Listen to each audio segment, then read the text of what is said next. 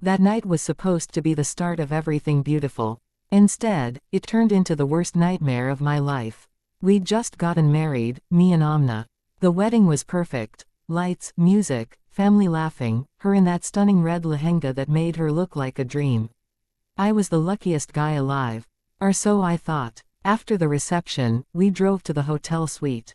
But on the way back, I made the stupidest decision of my life. I wanted to show off a little, take her somewhere scenic, maybe park by the river for a romantic moment. Big mistake. 4 guys, young, drunk, looking for trouble, pulled up out of nowhere. They dragged us out of the car. I tried to fight, but there were too many. They beat me down, held me, made me watch. Amna screamed, begged, cried. They tore at her clothes, laughed like animals. For 4 hours they took turns. She fought until she couldn't anymore. I was helpless, pinned, recording it all in my head like some sick movie I couldn't stop. When they were done, they shoved me aside and vanished into the dark. I crawled to her. She was shaking, sobbing, barely conscious. I wrapped my sherwani around her, carried her to the car like she weighed nothing. Dawn was breaking, pale and cold. She sat in the back seat, staring at nothing, tears streaming silently. At home, I got her inside quietly. She wouldn't stop crying. Her body was covered in bruises, bite marks, scratches, proof of what those monsters did. I wanted to die right there. It was my fault. I took her out there. I couldn't protect her. Morning came too fast. Around 10 a.m., the door knocked. It was Bilal, Mama and Roshni. "Hey, newlyweds, come on out, breakfast is ready," they called, all cheerful. Amna looked at me in panic. I don't have the strength. I held her hands tight. "It's my fault. All of it. Just, don't say anything. I'll handle it." I helped her get ready, bathed her gently, dressed her in something simple, covered the marks as best I could.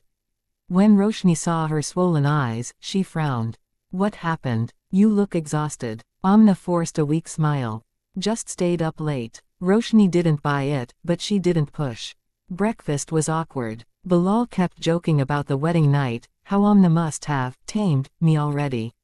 I stayed silent. My mom kept staring at me like I'd committed a crime. Later, Bilal pulled me aside. "Dude, what the hell? Amna can barely walk. Roshni's pissed at me for no reason, she thinks you were too rough." "What did you do to her?" I couldn't tell him. "How do you say your niece got gang raped on her wedding night because her idiot husband wanted an adventure?" The blame piled on. My mom scolded me like I'd abused her myself. "How could you treat a girl like that? One night and you destroy her." Everyone assumed I'd been brutal in bed. I let them. Better they hate me than know the truth. Amna barely spoke for weeks. She flinched if I got too close. Nightmares woke her screaming. I'd hold her, tell her it was my fault, promise revenge. But every time I tried to be intimate, those bite marks on her neck flashed in my mind. I'd see their faces again, freeze, pull away. She understood. "It's hard for both of us," she'd whisper. A month later, the worst news hit. She was pregnant. My mom was overjoyed. "Congratulations. You're going to be a father." Amna broke down. I won't carry this. It could be theirs." I felt sick. We went to a clinic the next day. I told the doctor we weren't ready. She warned me, first pregnancy, abortion could complicate future ones. I didn't care. I just wanted the nightmare gone. They did the procedure. Amna was quiet, broken. Then Bilal and Roshni showed up at the clinic. Coincidence, their kid had an appointment.